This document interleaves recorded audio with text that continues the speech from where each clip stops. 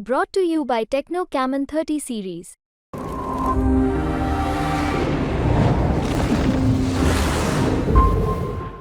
So India Sri Lanka twin series और आप जानते हैं कि ये सीरीज आप सोनी स्पोर्ट्स नेटवर्क पर देखेंगे और कमेंटेटर्स बड़े जबरदस्त है। उनमें से एक भारत के spin bowling allrounder Pragyan Ojha हैं। प्रज्ञान को मैं ऑलराउंडर इसलिए कह रहा हूं क्योंकि आपको याद होगा मोहाली टेस्ट मैच। प्रज्ञान को तो याद ही होगा, टेस्ट मैच तो आप ही ने जिताया था वो। तो ऑलराउंडर कहना मुझे लगता है कि गैर वाजिब नहीं होगा। But Pragyan, interesting times Indian cricket के लिए। वर्ल्ड कप जीतने के बाद अचानक से T20 आपको ट्रांजिशन करनी है और कहीं ना कहीं ये T20 के जरिए शायद भारत अपनी वनडे की चैंपियंस ट्रॉफी की 11 या 15 को भी दुरुस्त करना चाहेगा।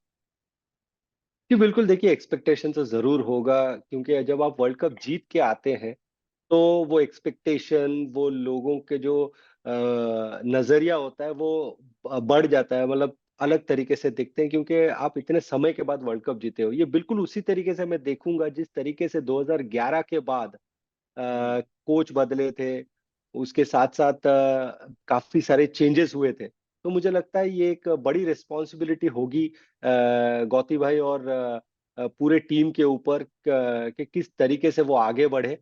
स्पेशली T20 फॉर्मेट में सूर्य कुमार यादव कप्तानी करेंगे, और जैसा कि आप कह रहे थे, चैंपियंस ट्रॉफी के लिए फिर से एक टीम बनानी पड़ेगी कि कौन वो आपके बॉलर्स होंगे, कौन ऑलराउंडर्स होंगे। स्पेशली जब शमी की बात चल रही है, शमी भी फिटनेस गेन कर रहे हैं, रीगेन कर रहे हैं, तो वो जब आएंगे तो क्या होगा टी वनडे फॉर्मेट में। तो ये सब देखते हुए मुझे लगता है ये सीरीज बहुत इंपॉर्टेंट है, स्पेशली मोहम्मद सिराज के लिए और जो युवा प्लेयर्स हैं उनके लिए।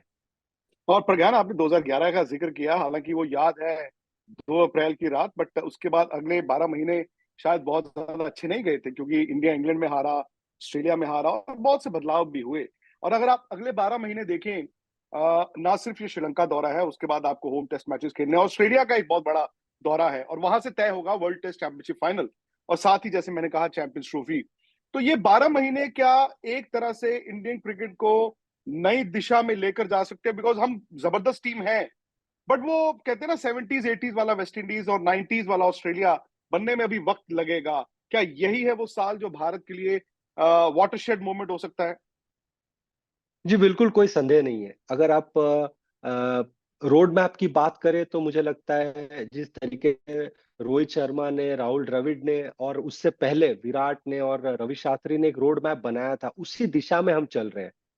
और मुझे लगता है जिस तरीके से गौतम गंभीर ने भार संभाला है, कहीं ना कहीं वो आपको क्लैरिटी मिल जाएगी। क्योंकि ये जो कैरेक्टर की मैं बात कर रहा हूँ, राहुल राहुल द्रविड़ हो गए, रवि शास्त्री हो गए या गौतम गंभीर हो गए, वो बिल्कुल आपको साफ दिखते हैं और जो कहेंगे उसी तरीके से वो करते हैं।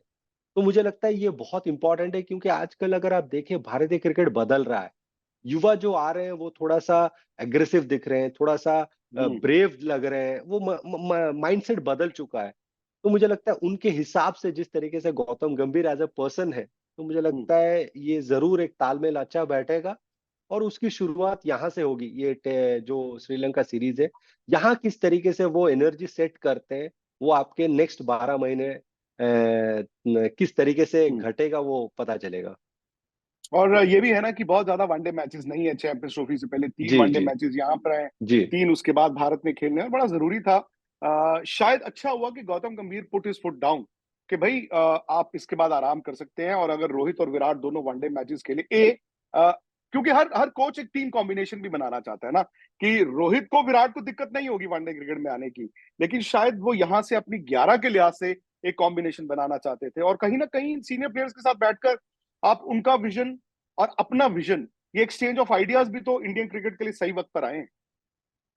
जी बिल्कुल, आपने सही कहा भाई कि किस तरीके से भारतीय क्रिकेट आगे बढ़ेगा, किस तरीके से विराट और रोहित अपने आप को देखते हैं। क्योंकि एक तो चैंपियंस ट्रॉफी है, उसके बाद जो हम बात कर रहे हैं ना 2027 में जो विश्व कप है, उस वहां तक कैसे पहुंचना है, क्या करना है, तो वो रोड मैप बनेगा। और सबसे अच्छी बात यह है ना कि एक कम्युनिकेशन की जो क्लैरिटी है वो बड़ी अच्छी रहेगी, क्योंकि गौतम गंभीर, जी। विराट, रोहित काफी क्रिकेट साथ में खेले हैं, काफी एक दूसरे को जानते हैं।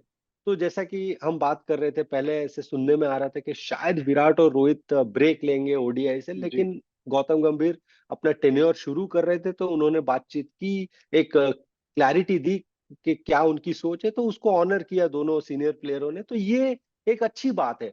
इससे पता चलता है कि टीम में क्लैरिटी रहेगी, कोच, कप्तान, सीनियर प्लेयर, जो कोर टीम है, जब वो एक तरीके से सोचने लगते हैं, एक डायरेक्शन में चलने लगते हैं, तो उतनी अच्छी टीम उभर कर आने लगती है।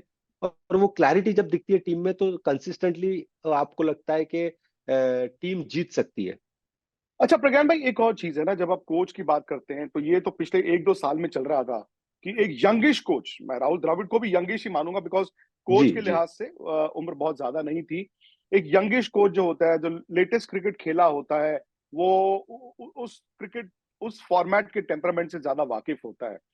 लेकिन क्या ये डिसएडवांटेज भी हो सकता है? बिकॉज जैसे आपने कहा, गौतम रोहित के साथ खेले, विराट के साथ खेले, कई ऐसे युवा खिलाड़ी हैं, वो हालिया उनके साथ भी खेले हैं।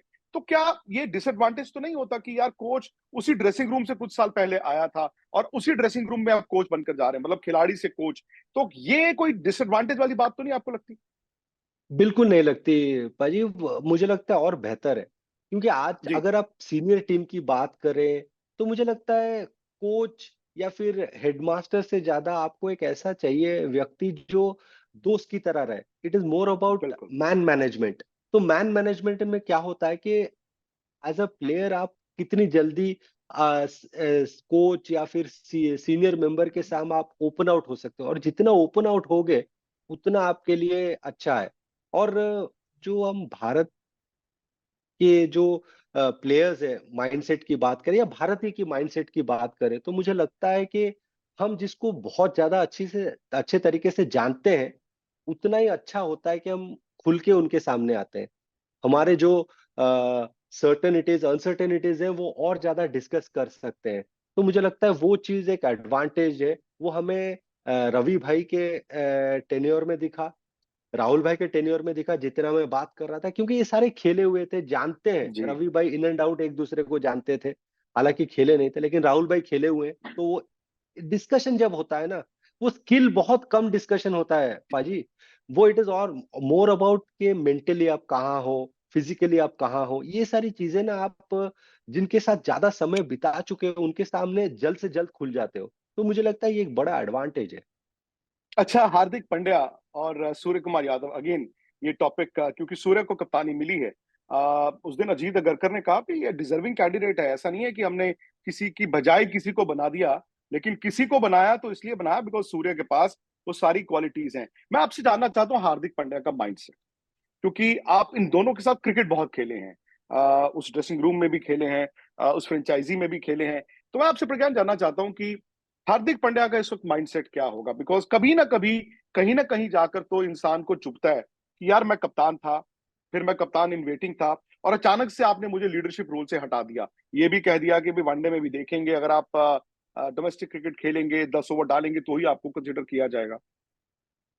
देखिए, फिटनेस बड़ा अहम चीज है। अगर आप अंतरराष्ट्रीय क्रिकेट या कोई भी क्रिकेट की बात करें एज अ प्रोफेशनल, तो मुझे लगता है ये जो डिसीजन लिया गया वो इसलिए लिया गया कि जो सिलेक्टर है, जो कोच है, और जो मतलब बोर्ड है, वो ये सोच रही है कि अगर हम वर्ल्ड कप हमें फिर से वापस जीतना है, T20 वर्ल्ड कप, तो जो कप्तान है उसको कंसिस्टेंटली खेलना पड़ेगा। अगर इंजरी की वजह से या फिर फोर्स चेंजेस हम्म। होते हैं, वो नहीं अवेलेबल होते हैं, तो पूरे डायनामिक्स बदल जाएंगे टीम के। क्योंकि पिछले 7-8 महीने से आप जिस चीज पे काम कर रहे हो, अगर वो बदल जाता है, तो फिर काफी सारी चीजें बदल जाती है। तो मुझे लगता है वो एक चीज है।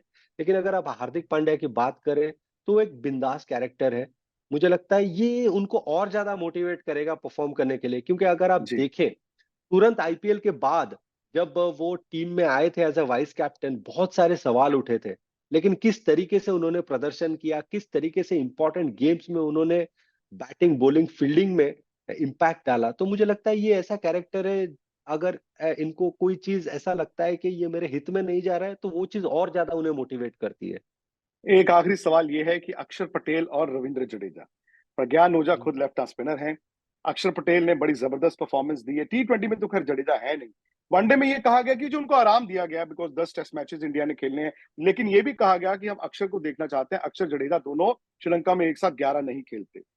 क्या ये मैं मानूं कि पैकिंग ऑर्डर में इवन वनडे क्रिकेट में अक्षर जडेजा से आगे चले गए हैं?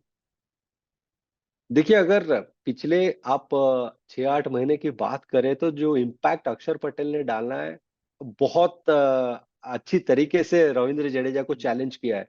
यही तो खूबी होती है ना कि आजकल जो क्रिकेट बदल गया है, ये आपकी सीनियॉरिटी या फिर आपकी जो आप अभी-अभी टीम में है, वो चीज़ आपको डिटरमाइन नहीं करती है कि आप टीम में खेलेंगे, नहीं खेलेंगे। मुझे लगता है अक्षर ने वो दावेदारी पेश की है, बल्लेबाजी में, फील्डिंग में, गेंदबाजी में। और बिल्कुल। सबसे बड़ा एडवांटेज ये है कि वो हर परिस्थिति में गेंदबाजी कर सकते हैं, स्पेशली पावर प्ले में जिस तरीके से उन्होंने इम्पैक्ट डाला है। तो मुझे लगता है जिस तरीके से क्रिकेट इवॉल्व हो रहा है, उसके साथ आपको ताल से ताल मिलाना पड़ेगा। सेइंग दैट, पाजी, Jadeja has done really well for the country बिल्कुल। ओवर द इयर्स, उन्होंने परफॉर्म किया। लेकिन अगर आप करंट सिचुएशन देखें तो अक्षर ने अपनी दावेदारी पेश की है और जिस तरीके से चल रहा है, उनको टीम से बाहर निकालना मुझे लगता है it will be very unfair. बहुत शुक्रिया आपका प्रज्ञान, क्लियर कट स्ट्रेट थॉट्स, और यही हम उम्मीद करेंगे जब आप कमेंट्री करें। सोनी पर ये जी, सीरीज होगी और स्पोर्ट्स तक पर, आज तक पर भी कवरेज रहेगी। बहुत बहुत शुक्रिया आपका प्रज्ञान भाई। थैंक यू पाजी। मैच से जुड़े आपके हर सवाल का हम देंगे जवाब। जानने के लिए हर update, live analysis, special interviews, download कीजिए स्पोर्ट्स तक ऐप।